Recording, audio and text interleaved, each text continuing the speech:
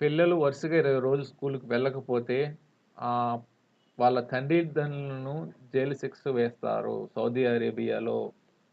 ఈ Saudi Arabia currency వచ్చేసి Riyadh. Saudi Arabia currency వచ్చేసి రియాద్.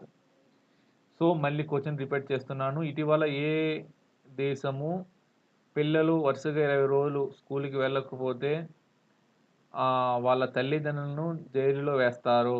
ఆ దేశం వచ్చేసి Saudi Arabia. Saudi Arabia currency వచ్చేసి రియాద్. తొందరగా క్వెషన్‌లోకి వెళ్ళిపోదాం. So, India's foreign minister recently unveiled a statue of Rabindranath Tagore in which country? ఇటీవల కాలంలో భారత విదేశీ వ్యవహారాల శాఖ మంత్రి రబీంద్రనాథ్ ఠాగూర్ ఏ దేశంలో